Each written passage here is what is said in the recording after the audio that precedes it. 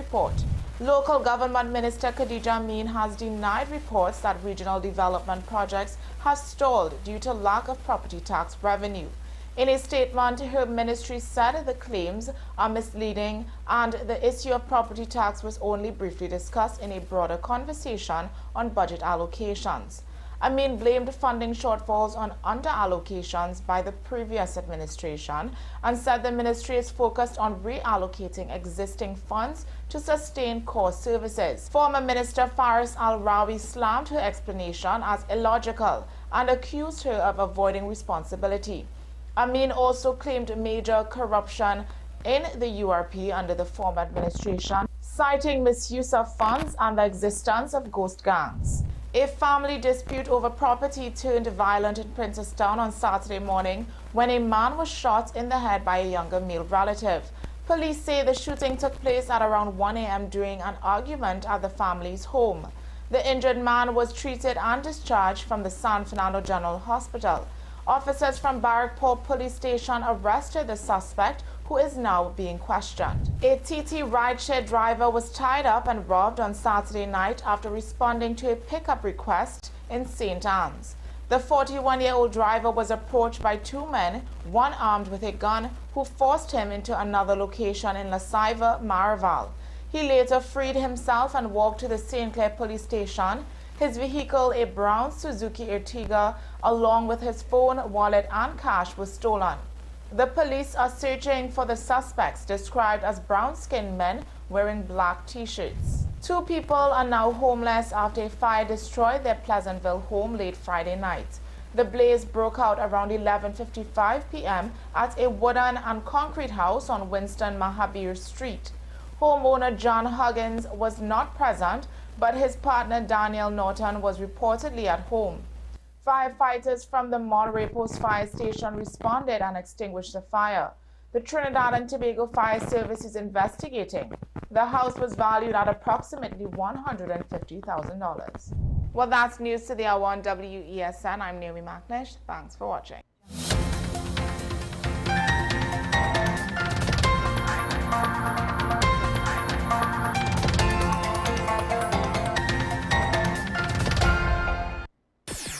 WESN.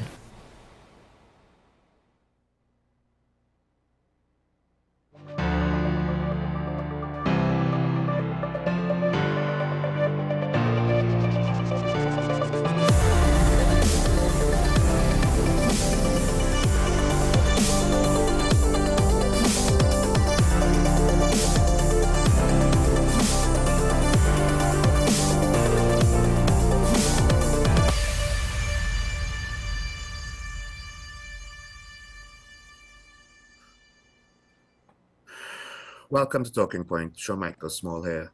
It's a beautiful day outside. It's difficult for enjoy it.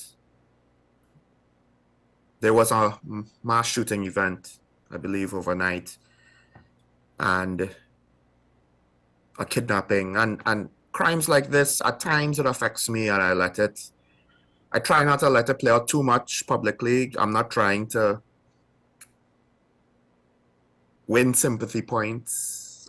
It's not my tragedy. But just yesterday I found out a friend of mine passed away. Around my age, not that old, shouldn't have been that unhealthy. It's just one of those things. It makes life look different all of a sudden.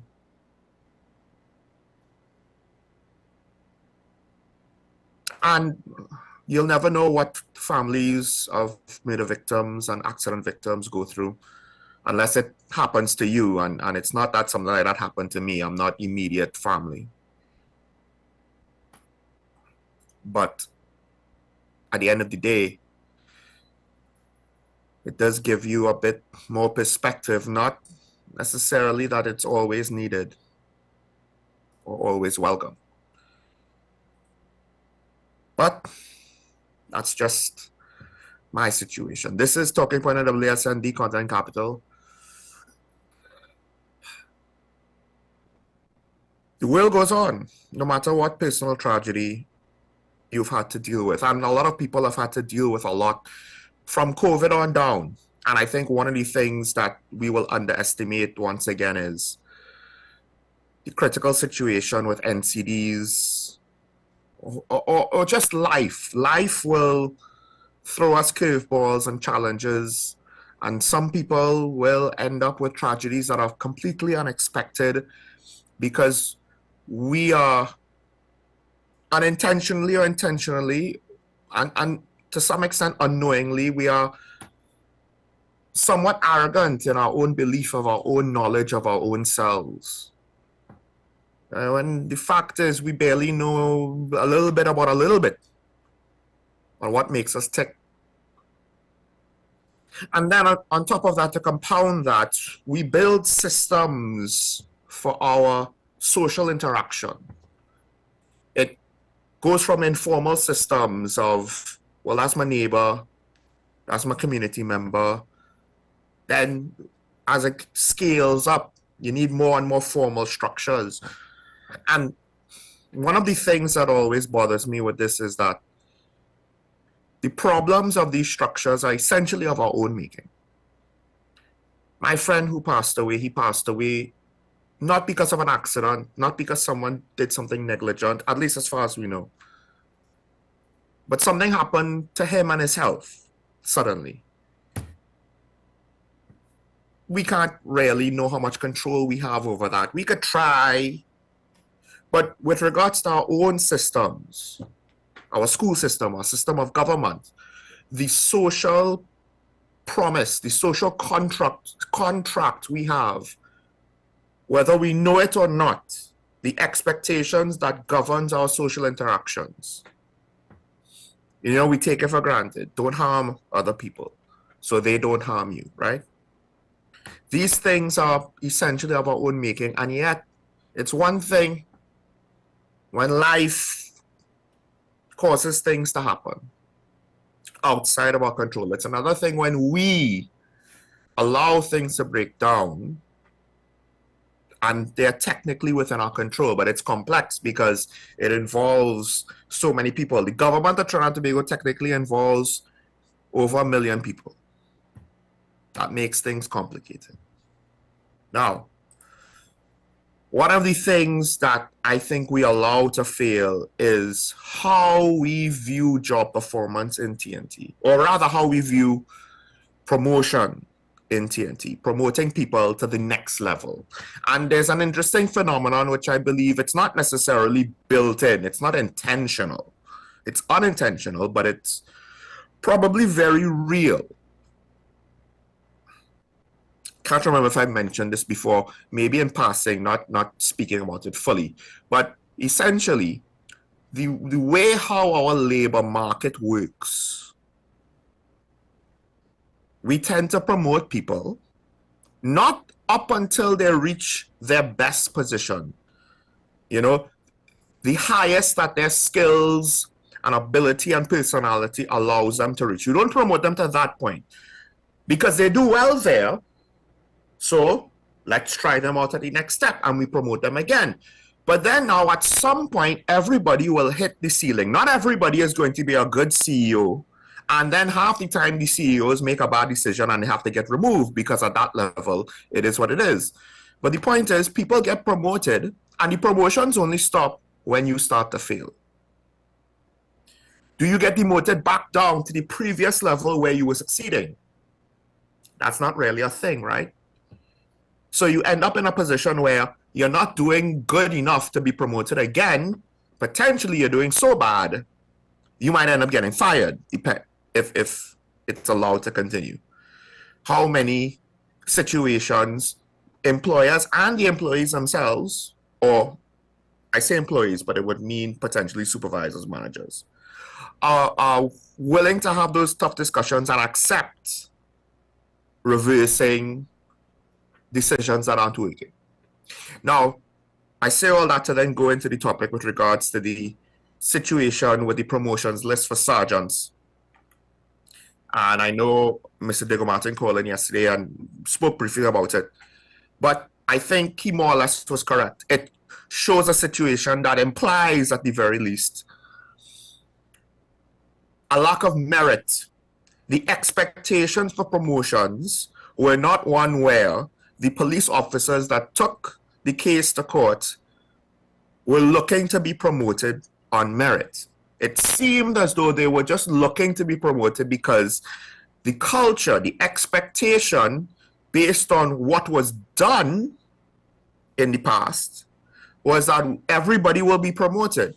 And that is basically just promoting on seniority. You're on the list, we will promote everybody on the list, however long it takes. The problem is, and one of the first things that the report says is that apparently only 7 officers,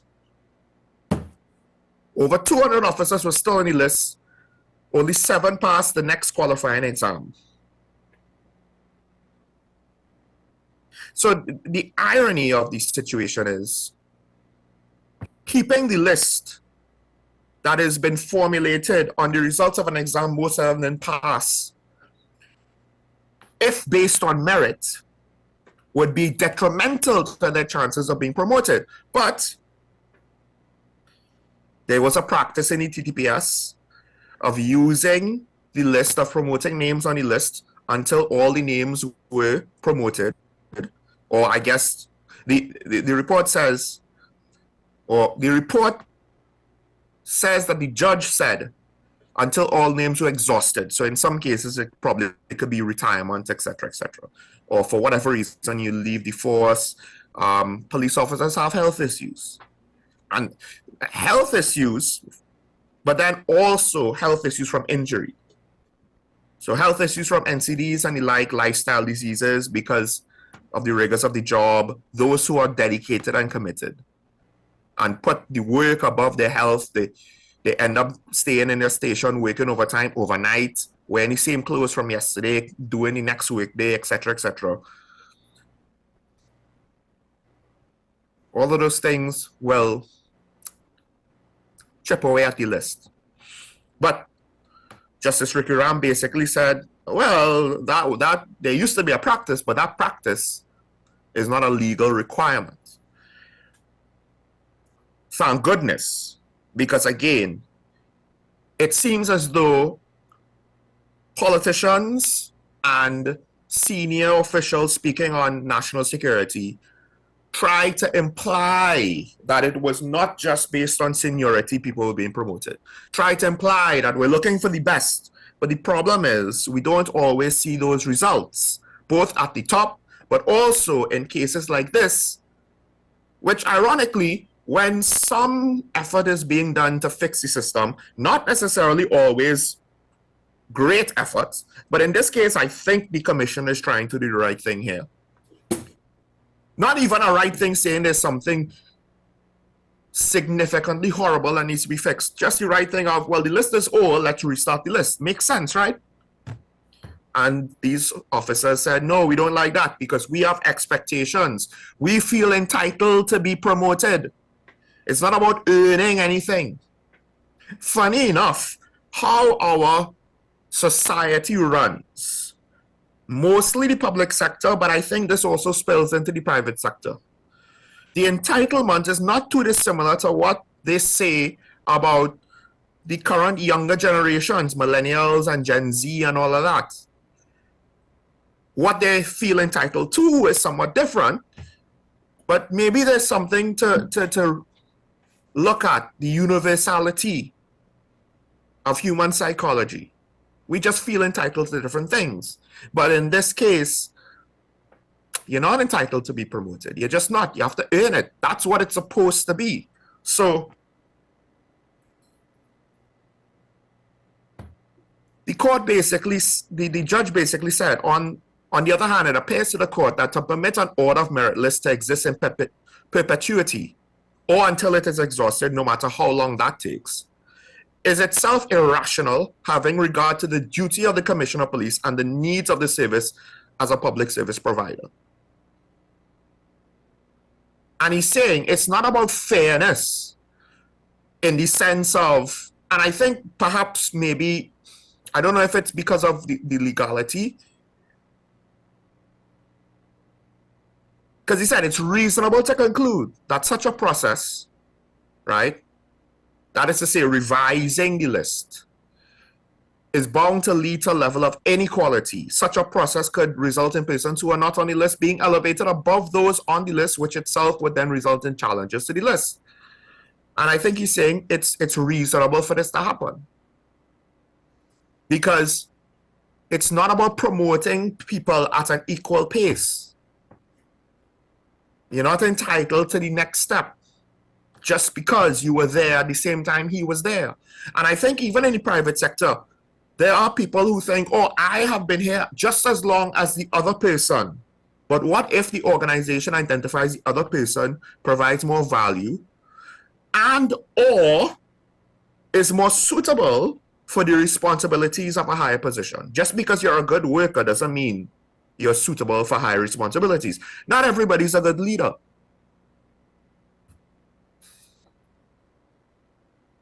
And the judge basically said the case that the plaintiffs were trying to make, that's not, he kind of basically said that's not what this case is about. Rather, it is between prioritizing the maintaining of continuity and stability for the majority of sergeants. Sorry. It is the need to ensure that human resources available to the service is used in an efficient and effective manner, as weighed against the fact that the sergeant on the list, away promotional list, has been in existence for over 2 years. And I think it comes back to what I said earlier, right? And this is basically what the judge is saying. The court finds these circumstances warrant the complete removal of the said list with a view to a fresh start, which will more likely than not engender certainty to the process and credibility to the list, to the benefit of both officers and the public who they serve. Because you're still holding on to how you were assessed 2 years ago. What's crazy, and this is what I said before, in theory, you should have had, in the last 2 years, have an opportunity to improve your standing, to improve your resume, to improve your assessment, and have a better chance of being promoted. But it's almost like either they have no realistic expectation that they improve their position, whether intentionally or not, or they don't just understand that. I've seen employees that emotionally want to complain about something and are upset about something that is technically to their benefit, and what they want is actually going to make them worse off. I've seen that happen. Just because they don't understand. And they're not willing. The explanation is not hard, you know. It's just that they're so worked up and they're so stubborn on what they think they want that they're not willing to listen to the simple explanation as to why what they want is worse for them. Because we're supposed to hopefully be promoting police officers based on their ability, based on their results, based on merit.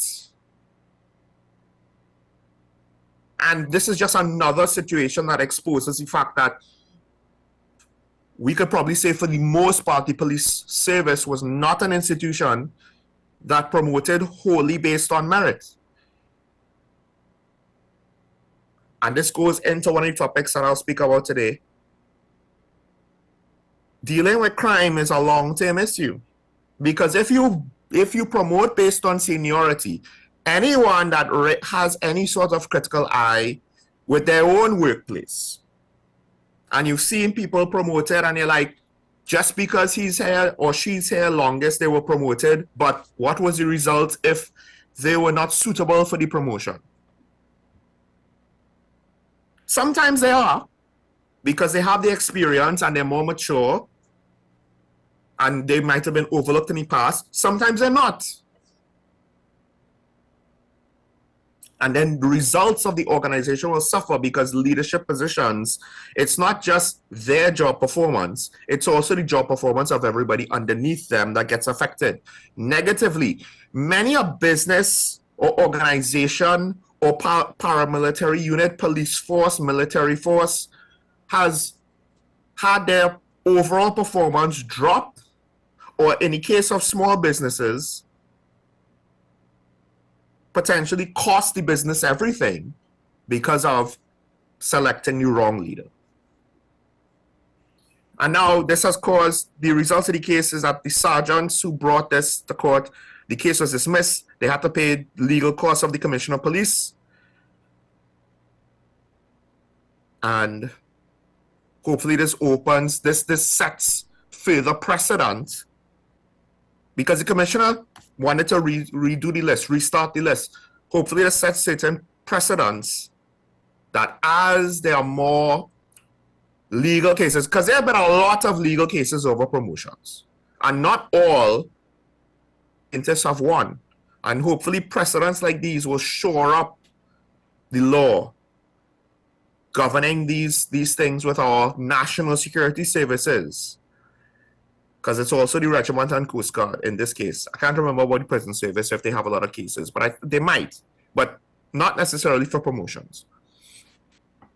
Hopefully it'll shore up the law with regards to how job advancement is in our national security services, because they are that critical. And I'll be honest, everybody wants to say, give so-and-so a chance, give so-and-so a chance. I understand the long-term issues that makes it very difficult to have short-term gains with regards to crime. But my patience is going to be selective, in part because it was selective in the past. Not going to change now just because of a new government. Took the last government to task, take this government to task. Because, as we get into later in the show, people are dying, which is what I've said. I believe I said that maybe 2 years ago or last year in Tobago around this time of the year. People are dying. At this point, it's not about whose politics is more acceptable, who has a nicer personality, who is better looking, who is able to speak with better fluff, who is able to mamagas better. No, it's about the results. When life and death is the consequence now, we have no time to play games. And these police sergeants, well, they're showing us what their priorities are. But here's the alternative as I finish off with this topic. Perhaps it's not so much that their priorities are bad. Perhaps their training and education is so bad, they don't know any better. Who knows? I mean, some of them might have university degrees. I don't know. Some of them might not. I don't know. I don't know what the details are for these gentlemen. I don't know why they passed or failed the exam or the assessment. But it makes me wonder if the culture of the service is so backward, because culture also helps inform and train you and set up your expectations when you're part of an institution, right? Not everything is going to be formally trained in a classroom setting. Certain things will be passed down informally. The culture of an organization, what your peers expect from you, what your superior expects from you, what the experiences of interacting with them impart on you. And it seems as though all of those things generally add up to a lot of nonsense that has impacted the performance of the police service. And maybe they don't even realize how negative it is. At least, as bad as that sounds, I hope that's the case, because the alternative is a callousness, a lack of commitment to duty for a job that is all about commitment to duty, that has a grave responsibility. A couple other lighter topics to touch on quick, if I could get my own machine from sticking. I do believe I'll go off of memory, I do believe the president is, she has a PAN program that involves young people from police youth clubs, Girl Guides, Boy Scouts, etc., etc. And she's pointing to programs like that. It's a 5-day course, I believe, a PAN camp, to try and get young people off of the streets, an alternative, something else to do, something constructive, I think we underestimate these sorts of things a lot. Because at the end of the day, and I think that sentiment goes beyond just, oh, well, we need something for the young people to do so that they can get off the street and try to remove them from the influences of gangs. Well, here's the thing. I don't think that's just limited to young people. I think that's society. Right now, we have limited entertainment options, a limited entertainment industry. A lot of it is around drinking and smoking. Drinking, smoking, liming. Well, to what extent is the law going to clamp down on that? And it's not necessarily wrong with the age limit increases and what have you, but the culture of drinking maybe is a little too free.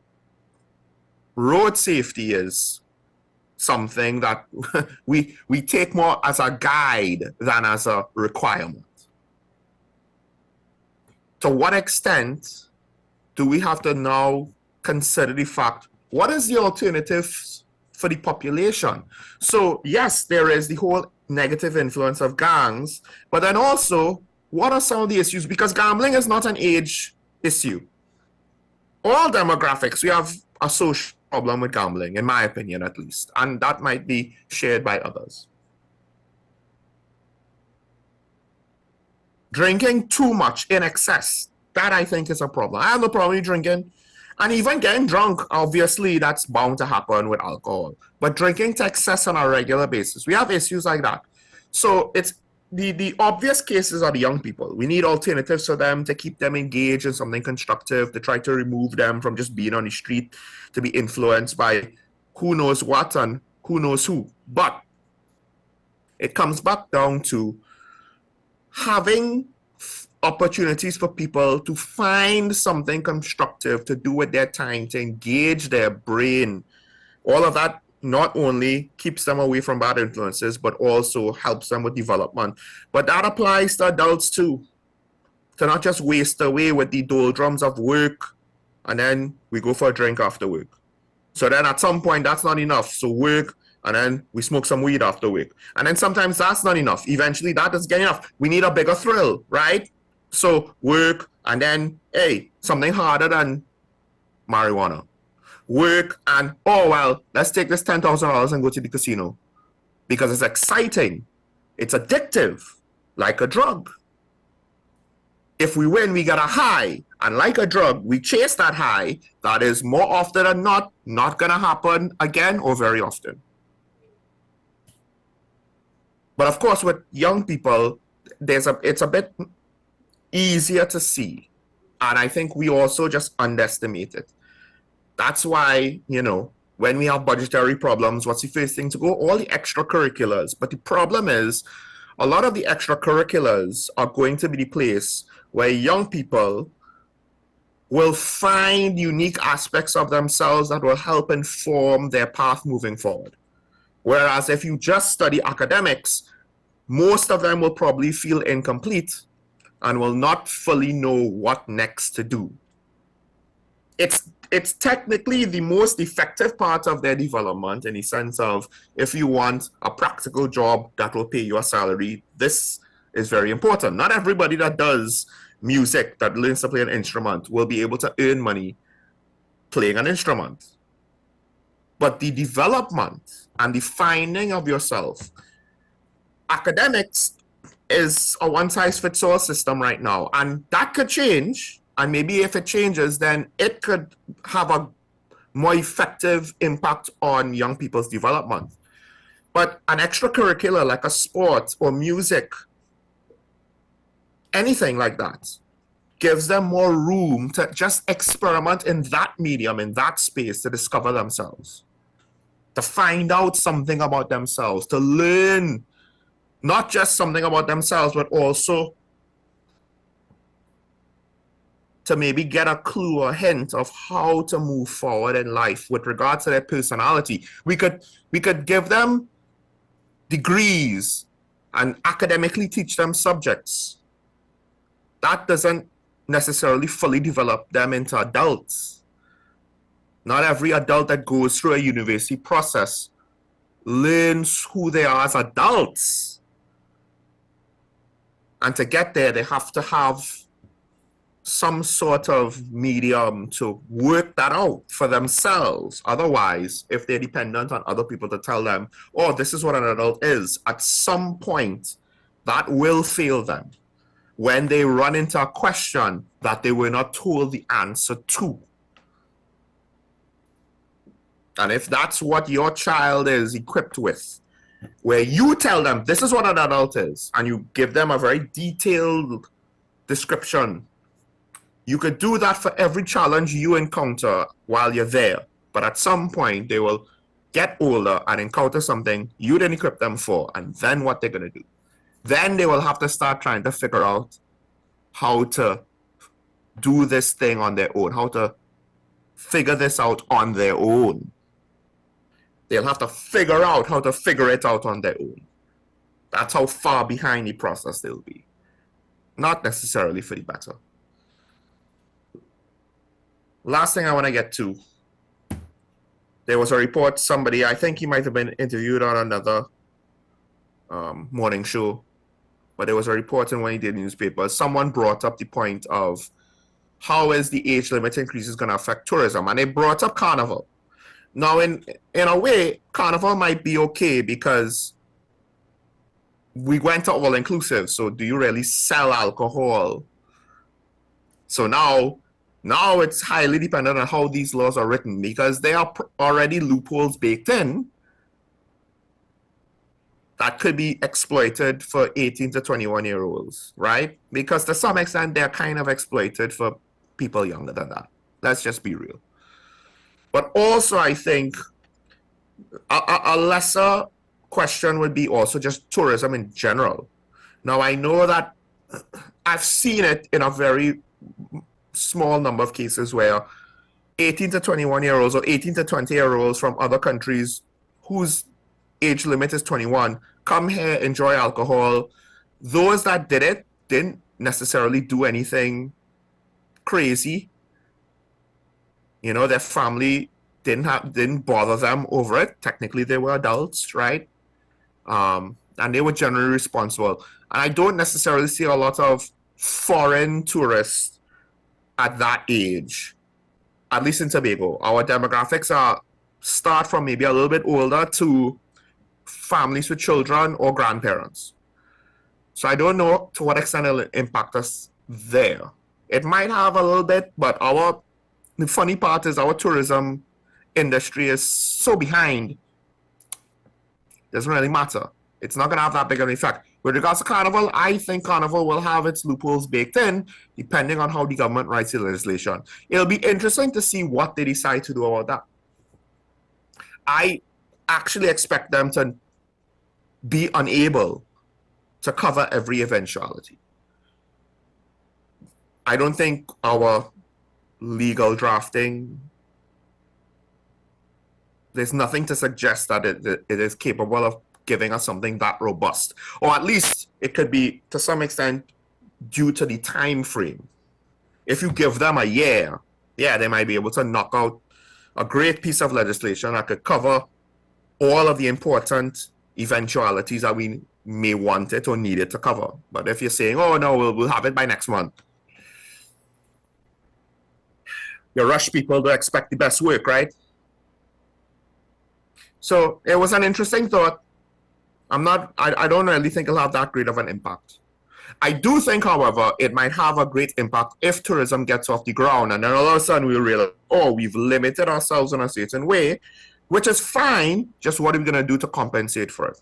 All right, let's take a break. When we come back, I have a couple of daily review topics I want to get through. The first one is about crime. There was that mass shooting that happened, and the implications are, at what point are we going to get impatient again? And how fair or unfair is it? Stay tuned. This is Talking About the WSN. We'll bring it back after this.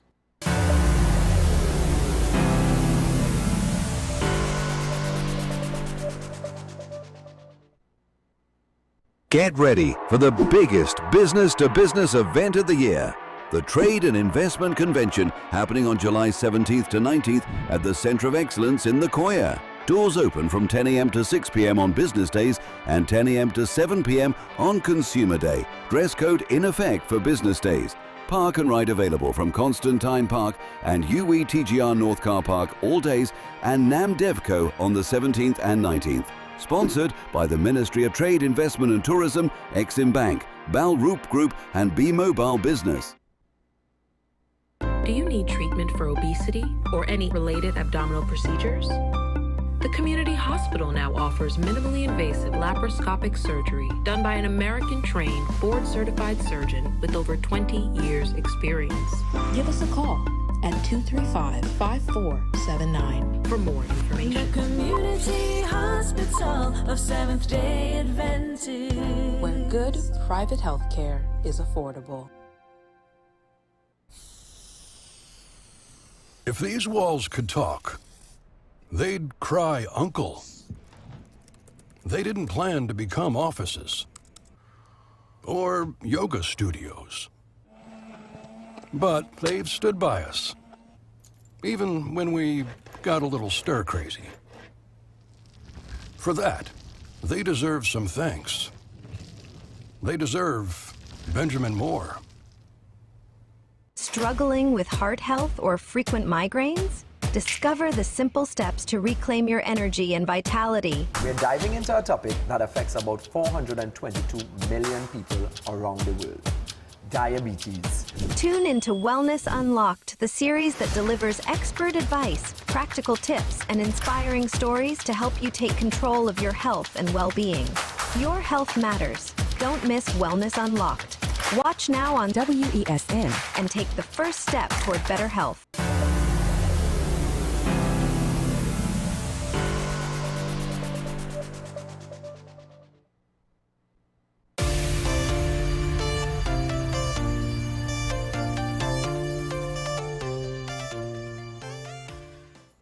And we're back on today's daily review. 3 young men shot dead. One a 32-year-old police officer. His mother is saying that he was in the wrong place at the wrong time. I kind of hope that's the case, because if it's not, then that means that gunmen were more or less willing to shoot down a police officer. And the implications of that takes this whole situation and makes it even worse. But the point is, 3 men were shot dead. And there was a situation a couple of weeks ago where 1 man was killed and the young men around him were all wounded. The signs, it's not necessarily a trend. I don't want to say it's a trend, but the signs are not good. The signs suggest we might see an escalation of violence, mainly due to the psychological phenomenon of, if the perpetrators kind of don't get any sort of pushback from consequences from getting caught and arrested and so forth, it will open up the floodgates. It'll be seen potentially open season. Oh, we could do this again. We almost forgot because of the SOE and Carnival and the elections that we could do this. But no, we can't do this.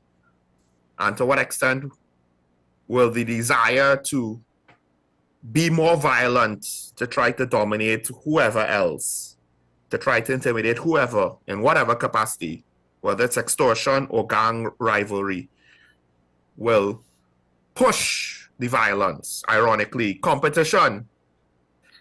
There's more competition, and in the worst meaning possible, merit in the gang violence, because they're competing directly. And we don't seemingly have anything as a hard measure in the long run to stop them. Or we could force them with suppression from an SOE, make them go to ground and hide all the big guns. But to say that we're going to actually have a wall for them to run into, to force them to stop, I don't know.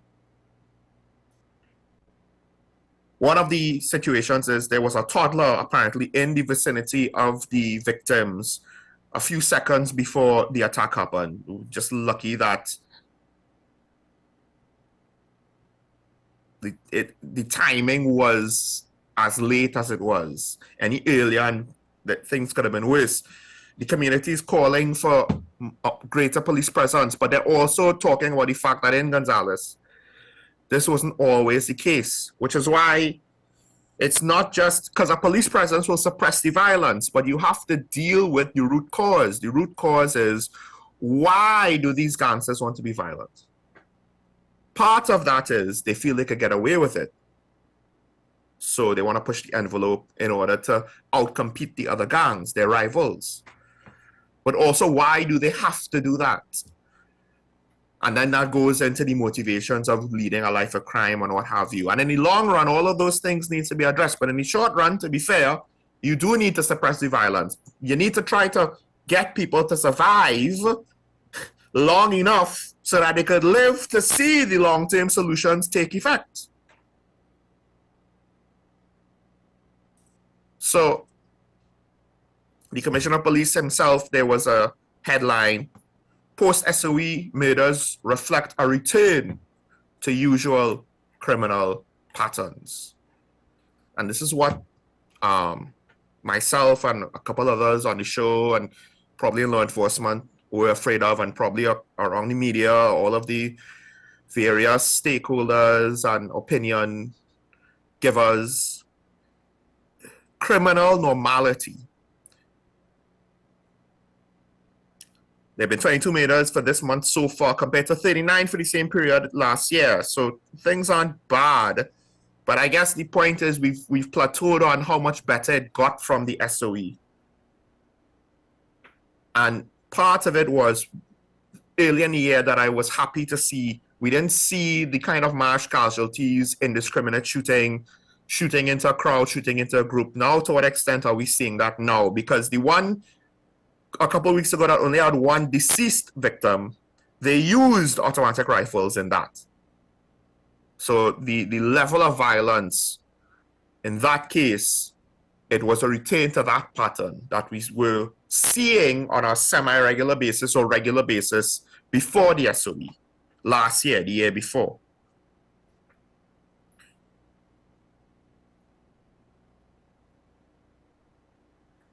So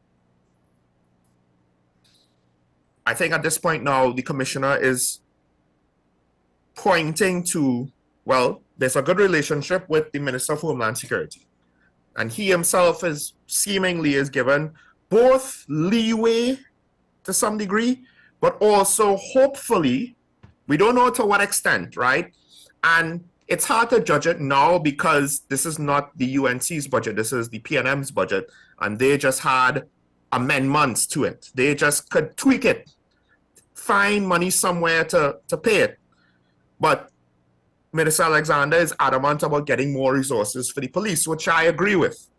I agree with to the point that if we have to sacrifice something else somewhere else, we sacrifice it because people are dying. And forgive me, death has a little bit more of a meaning for me today as opposed to yesterday.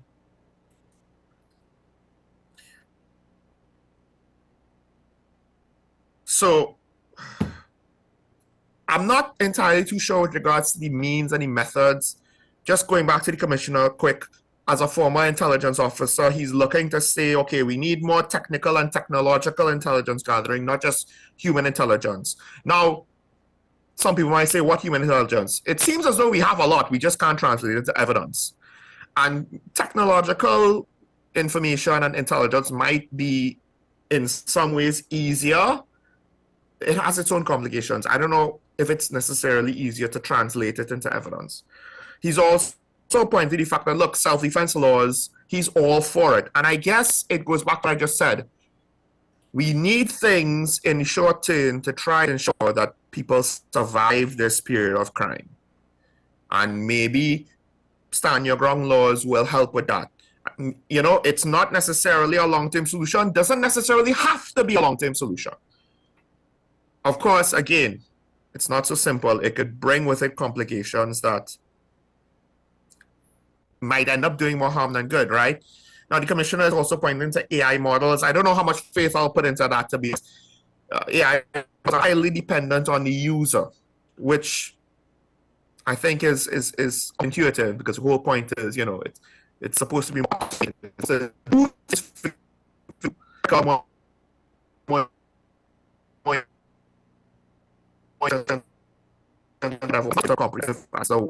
thought out and reasoned and logical. It'll just automate a lot of the process for you. It's very limited, because AI is not actually intelligent. It's just based off of programming. It answers for predetermined programming. So there are limitations to it.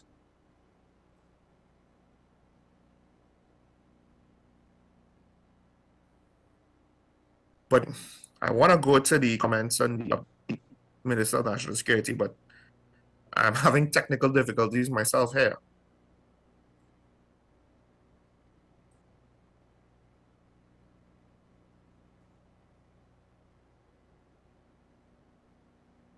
But I'll just go based off of memory. The Minister of National Security is pointing to the fact that what he's saying, there are plans in place. Some of them might take us by surprise. I said the validity of some strategies, which was an interesting point of his take. But I think also now goes into the fact, because it seems as though I think the minister is trying to point out, look, it's not going to change overnight. And I appreciate that fact, but the crime is one of those weird things where,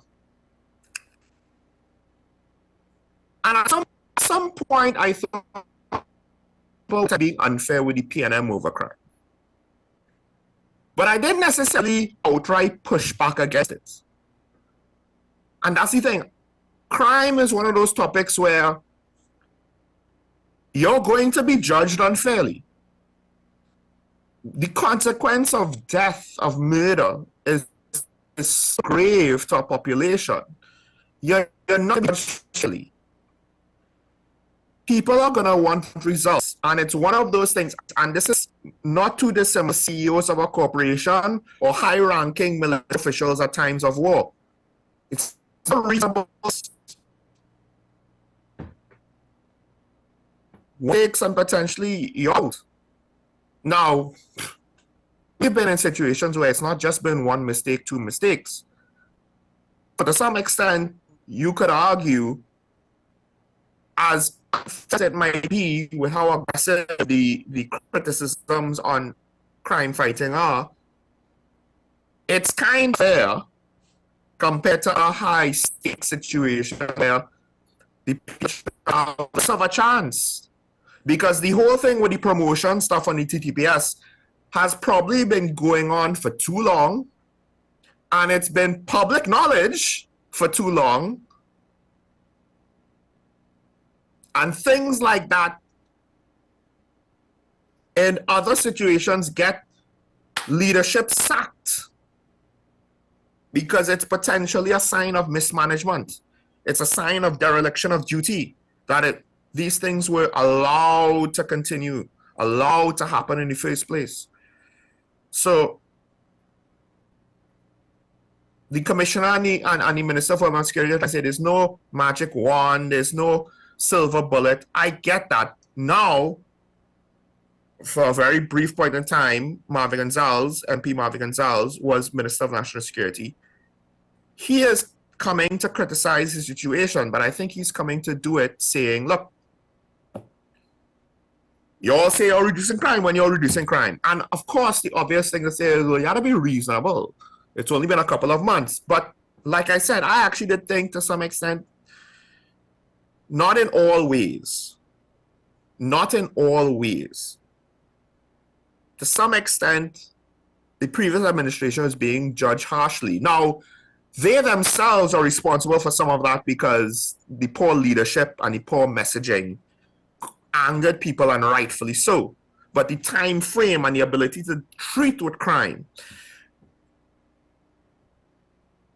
And It was unfair, but again, the fact is the results are the results. It affected the re-election, most likely. It affected the perception on the administration on crime.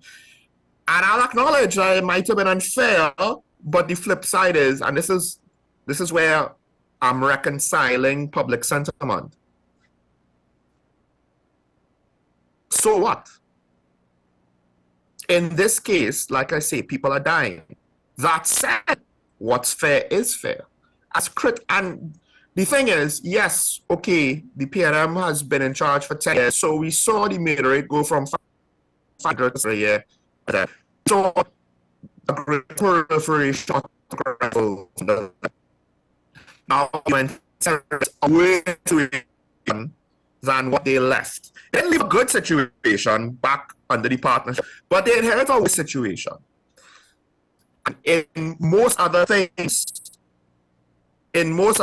we're saying, well, they meet a bad situation, we have to give them time. And even that is iffy to me, because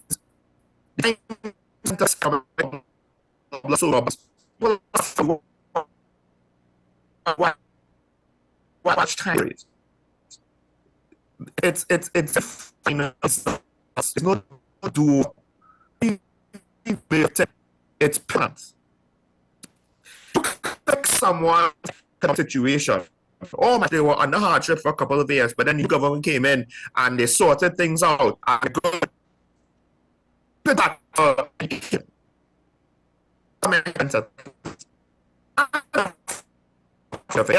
they are gone. The new government cannot bring them back, which means that there's no time scale. We'll give them like 6 months, and whoever dies in 6 months, that's unfortunate for them. But we need to know the politics behind criminal justice and the desire for the relation to see results unforgiving. I don't care what position on whatever aisle, not like that it's unfair. Because you're in the country. They can't and move by out. It's only meant to be in which they're with some extent reasonable.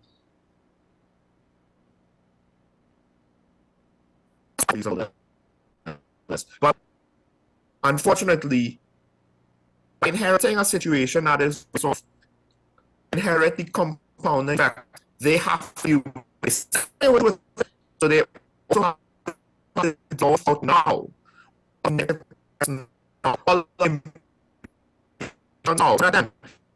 One thing where you can't just say, don't impatient us because he appeared. No. I know. The impatience is about who to blame. The impatience is this situation needs to be soon as possible. And the political game, there's a threat.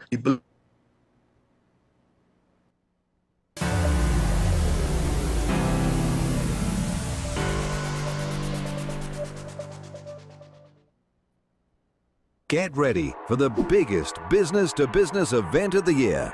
The Trade and Investment Convention, happening on July 17th to 19th at the Centre of Excellence in the Koya. Doors open from 10 a.m. to 6 p.m. on business days and 10 a.m. to 7 p.m. on Consumer Day. Dress code in effect for business days. Park and ride available from Constantine Park and UETGR North Car Park all days, and NAMDevco on the 17th and 19th. Sponsored by the Ministry of Trade, Investment and Tourism, Exim Bank, Bal Roop Group and Bmobile Business. Knowing how to tell authentic is as easy as 1, 2, 3. Find it, match it, search it. Step 1. Find the style number on the tag. Step 2. Match the style number inside the jersey with the number on the tag. Step 3. Search it. A quick Google search of the style number will verify the jersey is authentic when the search results match the jersey being searched. Don't be fooled by counterfeit jerseys. Before you buy, remember to find it, match it, search it. Fan Zone, 2 locations nationwide. Center City Mall, Chaguanas and Movietown, Port of Spain. Nationwide delivery available. Take some time for yourself or spend some time with the family at Sandy Point Village Hotel. Enjoy our various studio and suite apartments, self-contained with their own kitchenettes and Wi-Fi. We also have our famous 100-foot swimming pool and our beachfront restaurant, the Steak and Lobster Grill. And our location in Crown Point puts us near the center of activity from the nylon pool to the local nightlife. Call us and make your reservations at 639-8533, 389-2378 or email us at sandypointvillagehotel@gmail.com. Low energy? Heart concerns? Migraines slowing you down? It's time to take control of your health. Join Wellness Unlocked, the series that brings expert advice and real solutions for a healthier you. In our latest episode, learn how Jameson CoQ10 can help support heart health, boost energy, and even reduce migraines. Get the science, the stories, and the steps to power up your health with CoQ10. Don't miss Wellness Unlocked. Watch now on WESN and start your wellness journey today.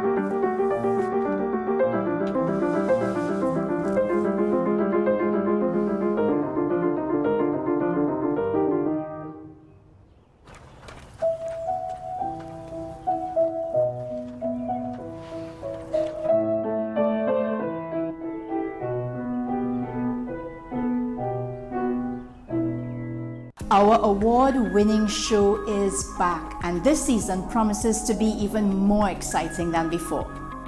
What's Up, Doc isn't just a title, it's a call to action for anyone who wants to improve their health and well-being. Join us on this thrilling ride towards better health on WESN Content Capital. I am Dr. Delphina Ovid, your friendly neighborhood dentist. At Community Hospital Dental Clinic, we offer examinations which include x-rays, basic oral cancer screening, and a treatment plan. We also offer cleanings, fillings, extractions, root canal treatment, and complete and partial dentures. Remember, you don't have to brush and floss all your teeth, just the ones you want to keep. Give us a call at 235-5479. The Community Hospital of Seventh-day Adventist, Where good private health care is affordable. As always, we appreciate you starting your day with us. Let's get into this morning's first conversation. Is the country's healthcare system more at risk more than ever? Why it has remained unaddressed for so long. Political parties get lots of cash, big cash from financiers, and then when they get that now, you can't account for it. But it's really the specialist nurses who we are in a greater shortfall for. We can tap into the resources and have them, at least form some mentorship programs. Highlight our food systems, and which will attract persons from all over the world to come and experience something that actually supports the local economy. We're lucky that we have a vibrant legal system that allows change to take place, and it's not that matters are just swept under the carpet and discrimination is allowed to be perpetrated. A lot of people don't know that there were attempts to ban the carnival, suppress the carnival.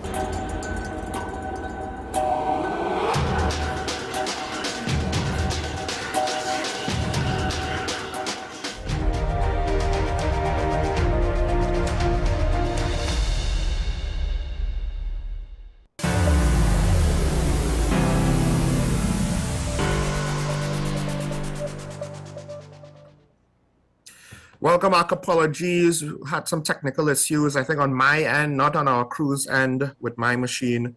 I'm not entirely sure exactly how much of what I said went out or not, so I'll try and just wrap things up. Because I was saying, basically, I think determining the politics with regards to crime fighting is going to be unfair moving forward. As things got worse, as it becomes a more critical issue, as the consequences become more dire. Now, the Minister of Homeland Security is pointing to the fact that, look, in the coming weeks, you will see, not just here, see what we're coming with, right? Some who may not agree, but it will be done for more safety and security. And that could be things like the mandatory ID, which, I'll be honest, I understand, Mr. Sanfan, I believe had issues with it. I understand the issues on principles with things like that. I think there's an article today from DCB Benjamin also speaking about it, or the commissioner, but the police. And we don't know what else is happening, because he did say, you know, they are bringing in some measures where people might say, for real? That's a quote. That's a direct quote. And of course, I don't fault Marvin Gonzalez for being highly critical, because that's where we reach. That is the culmination of how politics and crime has gone in this country. And usually I would say, don't make no promises like in a few weeks we'll see something. No. Now I'm like, this is potentially time frame of we need to see something. It doesn't have to solve everything all at once. I wanna, as much as I say that it's an unfair situation where the public is going to be very demanding, whether you admit it or not, you will be very demanding. But I think it's not that we need to see everything solved at once. We did see a reduction in murder rate coming out of the SOE, and that's been maintained for the most part as compared to this time last year or the year before.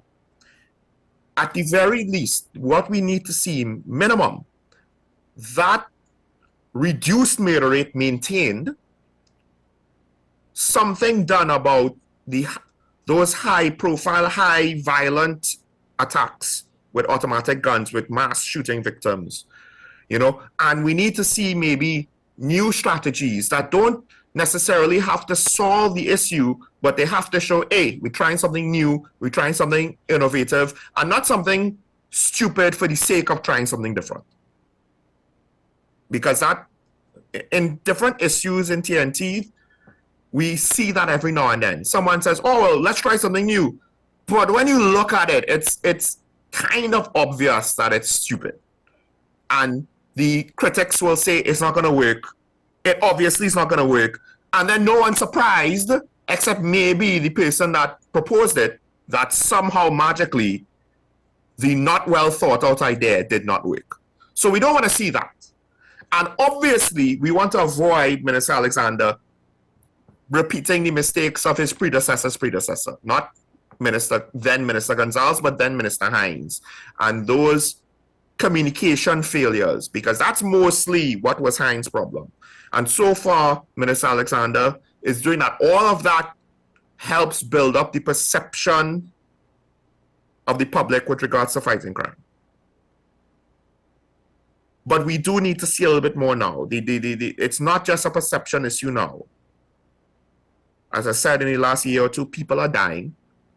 Yes, a pause button was to some degree put on that in the last couple of months, but that could very easily change. And even I believe the commissioners pointed the fact that, hey, things could come back. Things might already be coming back. I get any guns off of the street. That, of course, that's the grand prize. But we wait and see if the police service could get thousands of guns off the street. Right, before we open the phone lines, I do just want to point out there was a report on our affiliate France 24. They had a segment on this, and I thought to highlight it today. Just a short clip. So on the topic of tariffs in the United States, and then the implications for us, it's time to cue this.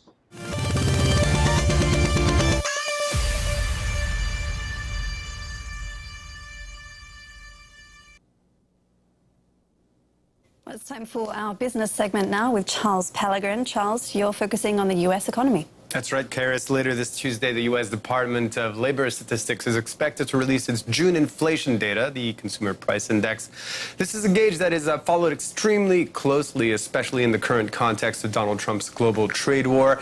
The consensus thinking on tariffs is that they eventually fuel a rise in prices as importers tend to reflect the higher costs of bringing in goods from abroad onto their consumers. But inflation data has been cooler than expected since Donald Trump took office in January. As you can see there, hovering around the 2.3 or 2.4% mark since March, just above the Federal Reserve's target of 2%. But forecasts for the month of June in yellow there are signaling a slight uptick to 2.6% as tariffs start having an impact on a range of consumer goods like electronics or appliances.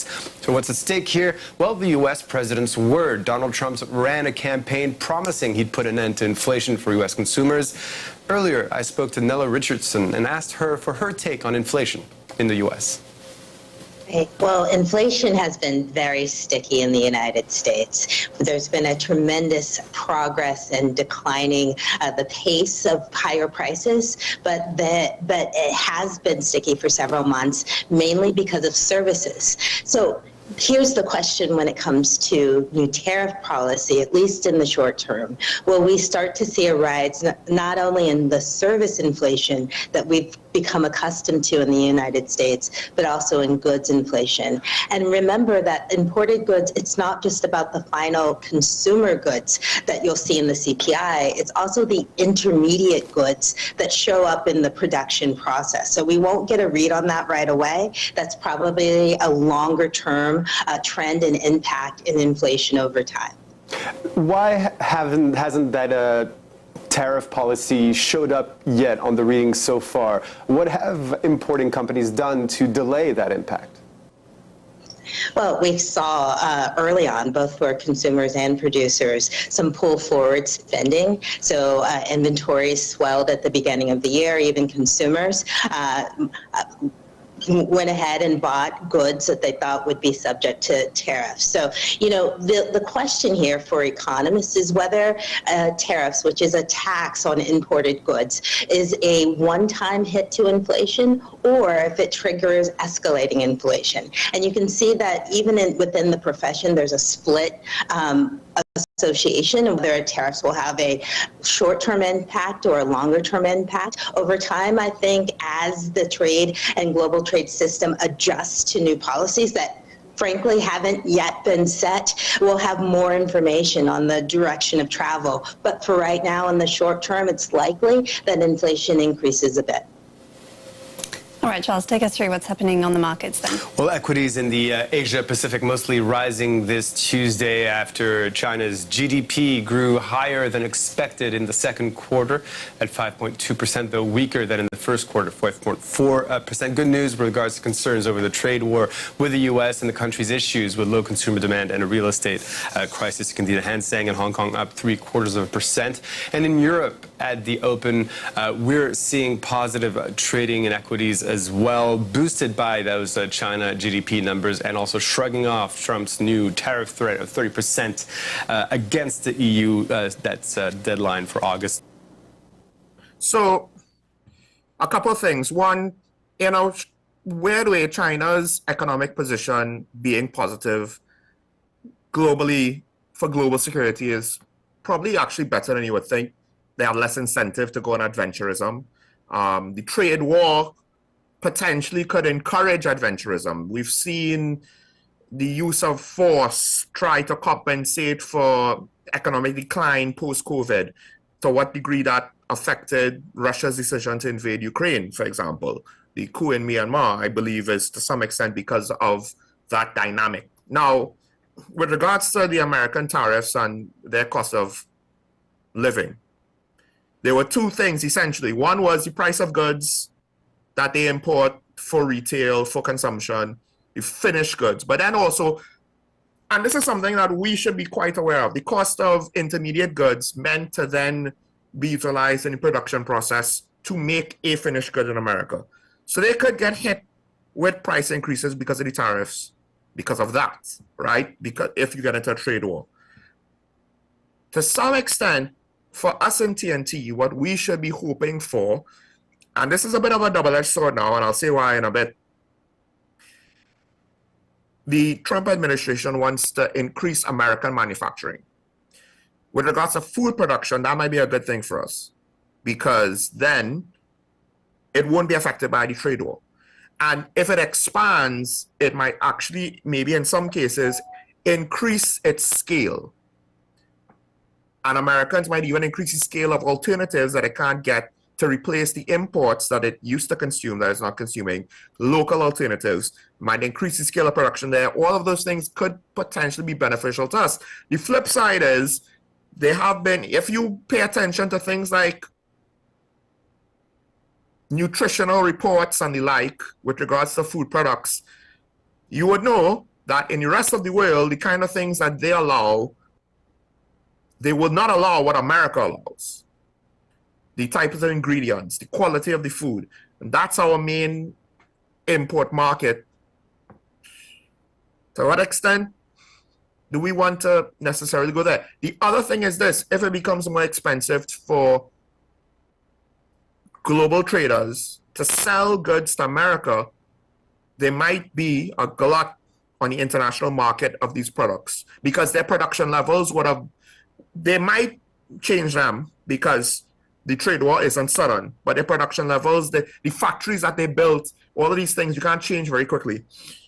You could maybe change the output, but there might be an excess of supply that needs a customer. Obviously, we're not going to get all of the supply. We can't afford all of the supply. We can't use all the supply, but it might allow for lower prices, at least in the short term, for certain things.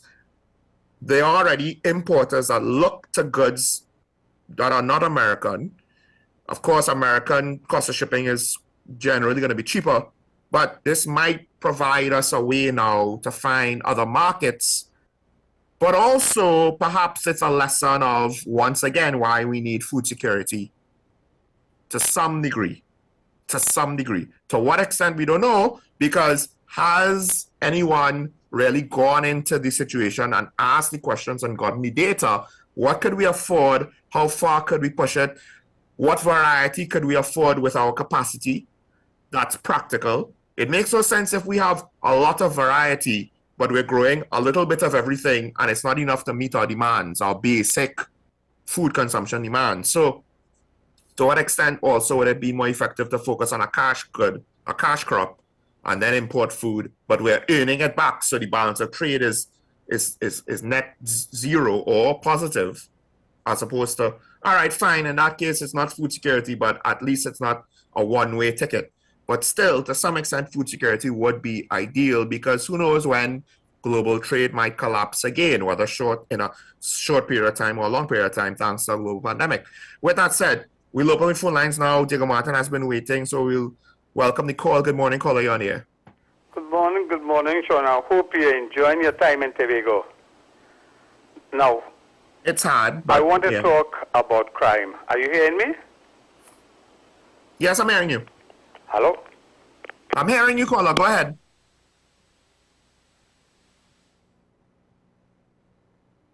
Caller?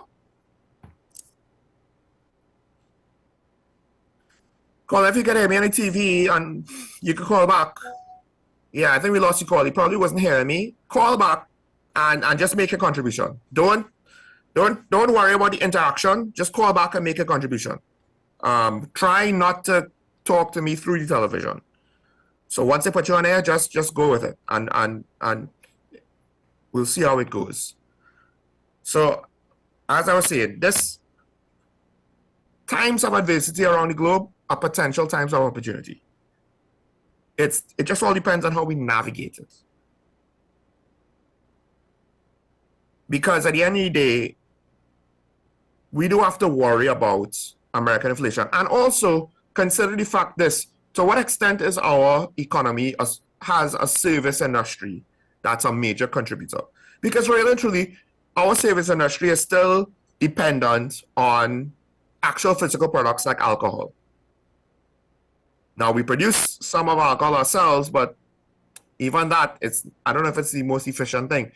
I'll maybe speak more on this, but we have to call her back. Caller, good morning. Go ahead, caller. Good morning. Sorry about that. It's probably on my side. A couple of things I want to talk about. First of all, crime. And I am addressing this to Her Excellency. 2 years ago, or a year ago, she intervened in the crime issue that was confronting us, the heinous crime. And she pleaded with both sides, the then opposition and the then government, to come together. The Keith Christopher Rowley, the PNM, said, no, you're not talking with the UNC. It so happened Karma took his course, the UNC is in government. The citizenry spoke. We voted out the PNM. So this is the first step in adjusting crime. The President, Her Excellency, must not procrastinate now. We have the Police Service Commission. Now, from my vantage, seems to be obstacle in addressing crime frontally. They are not doing, from my vantage, what they are supposed to do with respect to the disciplining senior police officers in the leadership. They have given a new appointment and his hands are tied.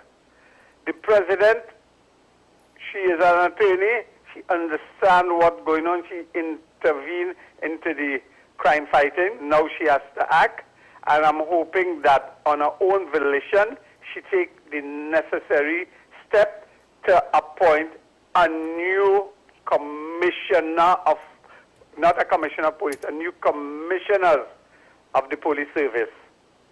She should not wait for a meeting with the Prime Minister, for the Prime Minister to say, look, these people are obstacle. They're doing things that is not in the Getting interest some of audio the problems? country to fight crime. And I'm saying no more than that. So I'm hoping that she does not do previous president allow something to happen and then say she don't want it again. The other issue is, remember Section 34? Section 34 was reincarnated by AJIPA. People have to understand that. That is basically to speed up the court process, get rid of the preliminary inquiry. What we having now, we having, and I'm seeing it in an editorial, we having a lot of cases being dismissed, and it appears the implementation of AJIPA is flawed. They were not planned properly, and a lot of the cases are being dismissed, not because of the merit of the case, because the people, the prosecutions, the police are not in corner with the requirements, and you juxtapose that to the TTPS, which basically have to investigate. And if they're not doing proper investigation, it's because the human resources within the police service is questioned. And two recent court judgments, the one where the second division lost, or the sergeants lost a case where they wanted to retain a merit list that was questionable, might have been a merit list based on mediocrity because only 7 people passed the exam, and you latch on the SP promotion. So we've seen that you implemented a new system and you didn't do it as a project management team where everybody's on page for it to be effective, and we're having a lot of failures, and that is because of the foresight of the people who brought the law into focus, didn't plan it properly. Look how many cases, because the prosecution has been failing. Go and have a nice morning.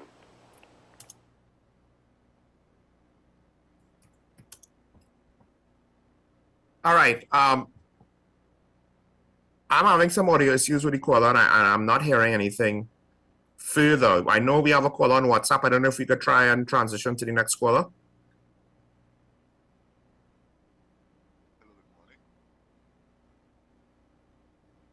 Do we have the next caller? Hello, good morning. Morning. Morning, Sean. Morning. Sorry about yesterday, but at 9:25 the electricity went. Ah. All right? Yeah, while I was wrapping up yesterday, current went. Sean?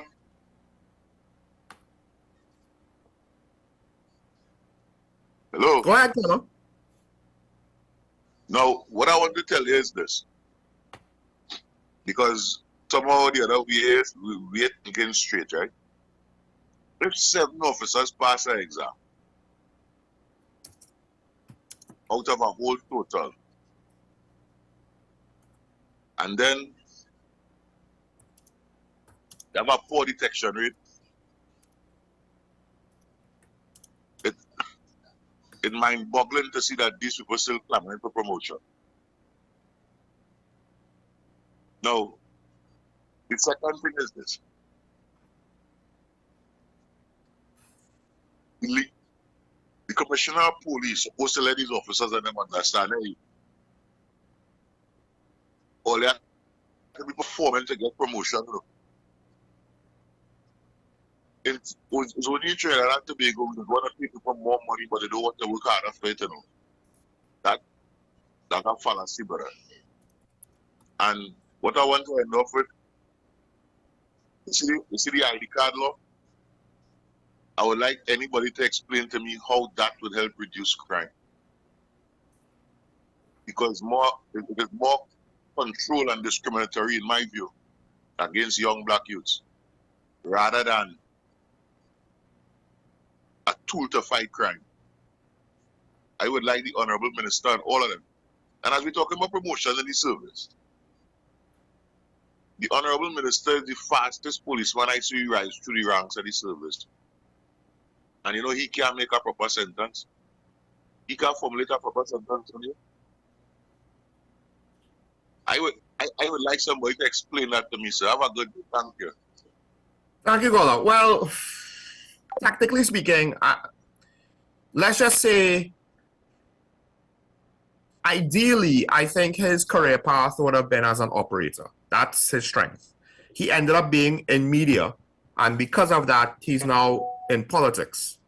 So I'm not going to hold it against him because he's had moments where his communication was not that bad. It's not that he can't form a sentence, and public speaking is not that simple. And his time on TV is not going to translate completely directly, make it easy to now speak in the forums he has to speak. I'm not too worried about that. I'm really not. If he was part of the executive, and part of the executive during all of the bad things going on with the bad results, then it'd be different. But he was senior, but I don't think he was involved at that level, right? And a lot of his peers tend to have better reputations than some of their superiors. We have a caller from San Grande. We'll take the call. I'll continue. There's something about accountability here that I think to point out, not so obvious, at least to some people. But we'll take the call from San Grande first. Good morning, caller. You on here? Hello. Caller, hello. Yes, good morning, Go ahead, caller. 2 quick points. One, we are not being unreasonable when as a public, we tend to look hopefully at some quick responses now that we have a new government. And yes, there are some areas in which it's going to take some time before they can really address these situations, long-standing though they may be. But if we look at some of the ministers' responses, for instance, taking Barry Padarat as an example, it's not good, or in Khadija, it's not good enough to just be making accusations at this point in time. The fact is that we could deal with some of these problems. For instance, Barry Padarat said that we are going to have a board for CPF last week. We have not heard anything about it. Secondly, the question of payments being made available. They need to check these are low-hanging fruits, right? So that they are not elected for life, but they are behaving as if they elected for life, so that they could, at their own steam and at their own free will, hopefully respond. But as I think these 3 people, Khadija, Barry Padarat, and the chap from Labrie, Kamala, the Prime Minister, has to be aware that these people are very well moving in a direction to embarrass her, as it is. You don't just say something and just leave it in hanging midair. The second thing, with regards to the appointment of the police commission. Now, he would have been we want to see some redress with regards to the crime situation. But he applied for the position. One would have thought that when he was interviewed, he hopefully would have gone in there with a plan. That interview would have taken place a few months ago. He has now been given the position of Commissioner of Police. And he seems to be wondering what to do. Because I personally don't feel safe. I feel it's even worse over the last few months with regards to the crime situation and the response of these officers. At least former Commissioner Ulla Christopher, she had a plan. She had a plan to pray. What does this commissioner have in terms of a plan? And it also goes to Minister Alexander. The fact is, you can't say you were campaigning all the time. You knew about certain shortcomings in the police service. A simple thing about it, to get a certificate of good character. We have heard that as a problem for years, right? These low-hanging fruits, if we address these problems, you know, goodness, they are all members of the National Security Council, and you can't tell me that the new commissioner didn't go in there with a plan or had some thoughts of what he would wish to do. So that, as I said, they are not elected for life, and the earlier they get this message, it's going to be to the benefit of this country. But you have a blessed day. Thank you, caller. You actually proved the point I was making earlier. Something that we need to fully understand. I don't necessarily agree with everything that you said, but I agree with a good chunk of what you said for sure. And like I said, you essentially, even the parts where I might disagree with you on some details, you're still, you know, more or less in line with what I'm thinking. And overall, I agree with you. I'll explain further, but we have Sanfan on the line. Good morning, caller, you're on the air. Good morning, Sean. Morning. You know, Sean, I have to say something to you this morning. After the caller from Arima, I listened to your comments, and you do not have to be an apologist for any politician. The caller made his comment, which have some merits, and just leave the politician alone. Let the chips fall where they may. You don't have to be an apologist because that man is now a politician. He chose to be a politician. Now, let me say this. From yesterday, when I was speaking about a national information center where all the IDs and stuff can be in a place where it can be accessed by police in the field through a computer or something. I want to go back here. In the second term of Mr. Manning from 2001, Mr. Manning tried to put a system in place. That government tried to put a system in place, starting with the what you call it, with the licensing office. They brought on a Canadian company.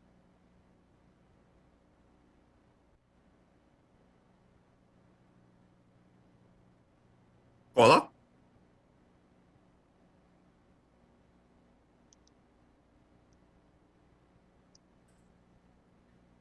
Hello? Yes, I can hear you now. Because I'm hearing another conversation. I'm not sure if I am on. You are on. You are on, Mr. Sanfanana. I don't know what you're hearing. I'm only hearing you. Oh, okay, no problem. Yeah, so Mr. Manning, they brought in a Canadian company to try and do some work with starting with the licensing office. That company was frustrated until they left the country. There were situations where it was supposed to be a holistic system where you have one ID number. So if you go to a health facility, that one ID number would suffice. You get a gunshot and you go there, you put in that system, it alerts the police. And these are things that was frustrated by Trinidadians and Tobagonians, people that were working in the services, treated things that the government wanted to put in place. And I suspect nothing is going to change with this iteration of our government in 2025, where it is the continuation of the same practice with these people in the services that will frustrate these things being implemented.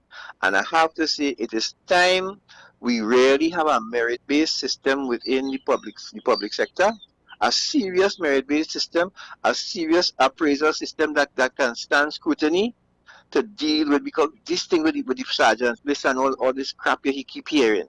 It is because we don't have a proper system in place to grade people on a yearly basis. That is the part of the problem. And it's time somebody take the bull by the horn and say, this is what we're going to go with now. That is why we have a mediocre public sector. That's why we have a mediocre police service. And it's time we look at a merit-based system, a proper system to grade employees. Have a good day, Sean. Thank you, caller. I agree with that 100%. I think the commissioner is doing some things, but I think you're right. I would prefer if he did take the bull by the horns. The problem is, I guess, and it goes back to what I said ironically on Breakthrough yesterday, not on Talking Point, where you come into a system and it's hard because the people in the system, they are accustomed to a certain way, and they might say they want to improve and we want to be better, but they don't want to change. That is a common phenomenon in NGOs and hobby groups and in various communities and businesses. Oh, we want to be better. How can we be better? Let's be better. But we don't actually want to change. We don't actually want to change. We don't want to put any work to change. No, we're comfortable where we are. We want to improve, but we don't want to change. So the police service and the politicians will give us lip service. But when a commissioner comes in and actually wants to institute change, they don't want to change. They like it so. So I don't know to what extent he feels he can't take the bull by the horns because he'll lose too many officers. But maybe to some extent, and it goes back to what Diego Martin would say, or is it Diego Martin? Change the executive. Who cares if you lose the executive? If you change most of them, or all of them, those that are unwilling to get with the program. And that's a very harsh thing to say and usually has a negative connotations, get with the program, right? But we kind of reached that point where you can't just be reasonable and fair and take your time and because with regards to crime, as I said, people are dying. Now, and I think it goes back, I said there's a lack of accountability. It's not just, oh, there's a lack of supervision and a lack of accountability. Then it's also how certain things have been allowed to fester, to slip through the cracks. Okay, maybe you're holding people to account, show up for your job. But then are you holding them to account with regards to job performance, with regards to best practice, with regards to improving skill level and maintaining quality assurance? That's why the customer service and the police service is perceived to be horrible. Because, I mean, you don't need 90% of the officers to be bad at customer service. You need 10% to be bad at customer service. That's what's going to go out on social media. And the rest of them will get the flack alongside the actual bad ones. And they don't understand. And this is, to some extent, a failure of leadership, and that's the lack of accountability. That you have to do certain things properly. Otherwise, there will be negative consequences. And then you'll wonder, oh, they're treating me unfairly. Why? Like Nicola said, Elada Prana was to pray. The results from her tenure was so bad. But the thing with the Service Commission, and back to what one of the first callers was saying, I didn't get all of his conversation, but he pointed out the Police Service Commission not doing what they're supposed to do. I think we have to understand, and I'm not saying this is right, I'm just saying this is how it is. I don't like that it is this way, but they were appointed for political reasons. Let's be clear.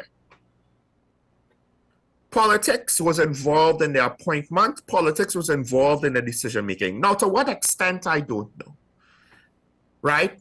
But they just had the previous Police Service Commission collapse under the weight of a very controversial situation that the Prime Minister tried to downplay and effectively tried to deny until he didn't, his participation in it. It was so controversial And people might not like, oh, the meritless. Sean, stop talking about meritless. Karen, stop talking about meritless. Well, the consequences, the negative consequences of that are still being felt to this day. They are still coloring our perception of the police as well as the effectiveness it has affected. The effectiveness of the police executive, because to some extent it influenced the decision to select earlier Christopher as Commissioner of Police. And potentially it indirectly affected the position of promoting from not ACP or DC, not ACP, Suzette Martin. She was never an ACP from when I saw she was senior superintendent, and that bypassed the ACP slot as though, you know, somehow her merit was that great. But why did Brent Thomas happen? The arrest of Ayla was handled the way it was handled. Why?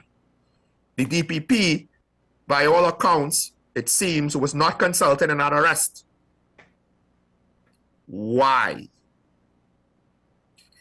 And the Service Commission appears as though they were put there to do what the political will wanted them to do, what the political directive wanted them to do. To what extent now are they equipped to deal with, oh, well, the party that appointed them are gone. Oh, wait, we can't follow their instructions anymore. At least now we're getting into real serious trouble. So what are we supposed to do? And then now, because some people think Ayla's arrest was political, it does not make sense, right? Of course, she was suspended by the Service Commission. Now, it's a new government. Suzette Martin is being investigated. She's not suspended. People are asking why. It could be because the previous situation was politically motivated. It could be because, as I've said before, they made a decision, it had negative public backlash, and now they're gun shy. Because to what extent were they appointed based off of merit? That is to say, this Service Commission is fit for purpose and the best people involved to be in the Service Commission, to do this job. To what extent is that true? To what extent is that not true? I don't know. Unfortunately, their reputation is colored by the fact of essentially guilt by association. And to some extent, the rest of the police executive outside of the commissioner as well. To be fair though, they did the exercise that put the current commissioner at the top of the list. He was accepted by the current administration, so I don't know to what extent we should throw the Service Commission on the bus. But I do think they are meant as Digger Martin. I do think in times like this, for certain specific situations like this, where the conduct of deputy commissioners and commissioners are coming under question, they are supposed to be involved because they are the ones to discipline those rules. All right. With regards to the caller from San Grande, yes, low-hanging fruit. To some extent, I agree with what Laurie said. I won't lump Minister Khadija Amin and Minister Barry Padra in the same grouping. I won't put them in the same class, that they have the same motivations and are making the same mistakes. I'll just say this. I do think that they are very different, and it's kind of similar to what I say about Dr. Rowley.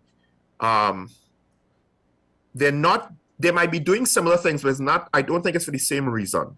And their approach, their character, the persona that they're crafting for themselves, it's not the same. And I'm more critical of one than the other, and I'll just leave that there for time. But I do think, I'm not worried. I don't think the police commissioner is doing a bad job.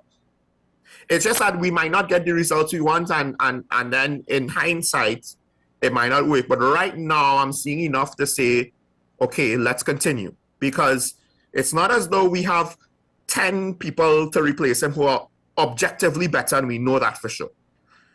And it's not as though he's failing. He's not failing, and he's not floundering. And they are trying to put things in place, and he is trying to communicate with us, to the public. So I think it's reasonably fine now, but we do need to see results sooner rather than later. Last thing I'll say about is this. The whole thing about the mandatory ID being racially motivated. Two things to point out. One, the racial demographics of crime, that is to say, perpetrators, victims, people incarcerated, everything, has not changed. just the racial demographics of the government. The racial demographics of the TTPS has not changed. We need to understand something about these types of racial criminal arguments, right? About arguments of racism when it comes to the criminal justice system. That happens, we import a lot of that from first world countries that are majority white, and a lot of the incarcerated are black. We don't have that dynamic here. How many white police officers do we have? How many white politicians do we have? How many white public servants do we have in positions of decision-making with regards to this? How many white prison officers do we have? How many white prosecutors do we have? That is the framework from which you get those stories from the states. And I don't fully agree with it as well, that everything is with regards to racism. And that's exactly why the demographics are what they are in the states. Yes, they have a part to play in it. But we live in a country where, and yes, okay, we don't have whites, we have Indians. But again, what is the racial demographic of the police service? The crime situation, incarceration situation was the same under the PNM. So I'm not willing to go there, that somehow this will negatively impact one racial demographic more than the other, so it must be racism, so it must be bad. No, I think we need to take a hard look and ask the question, why is that so? Let's not assume the reason why. Why is that so? That could be part of the reason. And maybe it might be the whole reason, but we need something a bit more. Because unfortunately, the circumstantial evidence around it does not make that concrete. As much as it might imply it's racism, they also pokes holes into the theory that it's racism, depending on how you see it. Well, actually, no, let me not say that. I actually think it is what it is. There's some hard facts that say it's not really, it can't be racism. Let's not forget, the demographics of crime are what they are, right? Who has been running the country more often than not? Because if the UNC has been running the country for the majority of the last 62, 63, 65 years, and it's mostly Afro-Trinidadians locked up, maybe you have the start of a case, but it's been the PNM. So I think the conversation of race and crime in this country is more complicated, and people are not comfortable going further than the obvious of what we import from abroad, whose racial issues are very different to our own. They are very different. Because the race we are talking about is not some minority that has no power in society. It's quite the opposite, if anything. Politically speaking, it's quite the opposite. I want to thank all our callers, though. Having conversation, even that one, is important. Bringing up these topics are important. Even if we disagree, it's important to have these conversations so that it forms part of the national conversation. So thanks for that. I do try to be fair. That's why sometimes I will defend ministers, but I hear you, Mr. San Fernando. I hear you. Folks, stay safe. Remember each other. I have another name on the list of people I have to remember because I won't be able to see them anymore or to hear from them anymore. I can only remember them. And that's life. And let's not take it for granted. And maybe that's why every murder cuts a little deeper. Just the more natural loss in my life informs me how bad that is. I can only imagine what it's like for the friends and family of murder victims and accident victims. And we should, I think, in TNT, we're the happiest people on earth, but we don't take life seriously enough. And then we have all these problems. Maybe we should start to take life just a little bit more seriously. But until then, never forget it's nice to be nice. Even when you're going through some stuff, don't take it out on the people around you. Hopefully I haven't or won't. We could see each other tomorrow, God willing. Bye-bye.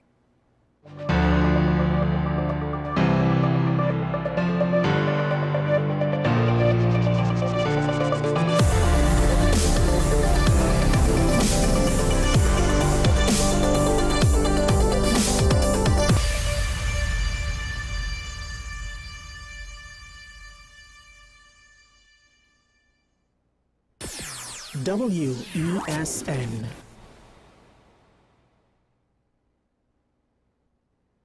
Get ready for the biggest business-to-business event of the year, the Trade and Investment Convention, happening on July 17th to 19th at the Centre of Excellence in the Koya. Doors open from 10 a.m. to 6 p.m. on business days and 10 a.m. to 7 p.m. on Consumer Day. Dress code in effect for business days.